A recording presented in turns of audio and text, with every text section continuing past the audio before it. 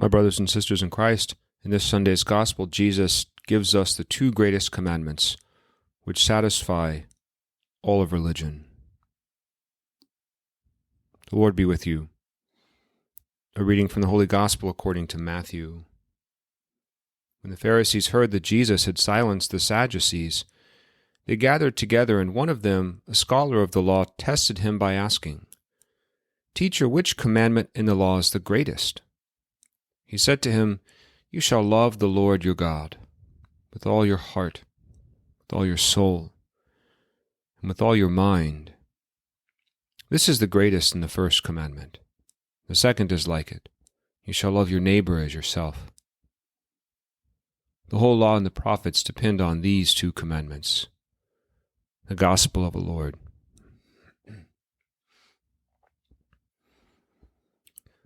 How do we please God? If you asked a first-century Jew, then they would tell you simply, follow the law. That, of course, could mean many things. In Jesus' day, there were two major schools of thought regarding the law. Some Jews wanted to expand it as much as possible. They were meticulous and exceptionally detailed, so much so they created 613 rules to follow, involving everything from honoring one's parents to the treatment of birds. Others treated the law like an accordion. They wanted to condense it down to its very essence. Such is the case in today's gospel. The Pharisee asks Jesus, which commandment in the law is the greatest? Jesus responds with not one but two commandments. They must go together. You cannot please God if you follow one but not the other. Love the Lord your God with all of your heart, your mind, your soul, and your neighbor as yourself. This is the new insight of Christianity, that we cannot mistreat other people while believing that we're living in a rightful relationship with God. As John writes in his Gospel, if anyone says, "I love God," but hates his neighbor, he's a liar. One who does not love the neighbor whom he has seen cannot love the God whom he has not seen. Pleasing God boils down to a single action: love. But what exactly is love? Love's a bit like humility. It's hard to define, but you know it when you see it in action. You know it when you feel it, and you know it when you don't. Throughout the centuries, poets like Dante have tried defining love with varying degrees of success. For example, in the Divine Comedy, Dante writes, "Love is what moves the sun and the other stars." It's nice, but it's a bit too abstract to me. Shakespeare, on the other hand, got it right.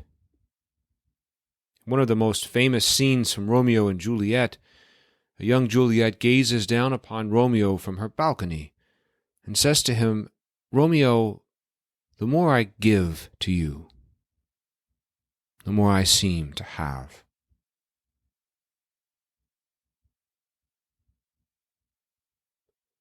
The happier Romeo was, the happier Juliet became. That's the very essence of love. The more we give, the more we have. Love opens our eyes to a world of we, not just me. Parents know this well. Think of how delighted you are when you see your children succeed. You'll sacrifice almost anything to make their futures brighter. The more you love them, the happier you become. Or the delight teachers experience when they teach their students how to read. Watching a child speak the story as they turn the pages of a book will warm any heart. Or the sense of meaning we find when volunteering to help the most vulnerable among us, knowing that we made a difference in someone else's day brightens our own. If Juliet is right, and the more we give to anyone, the happier we become. This must be true above all when we love God with all of our heart and mind and soul.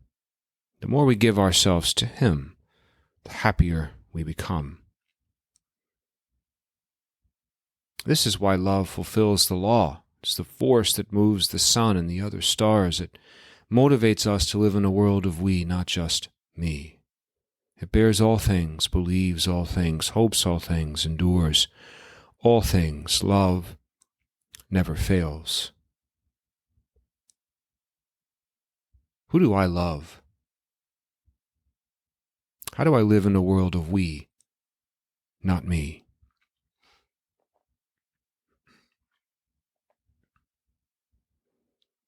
Is there anyone I can love a little more?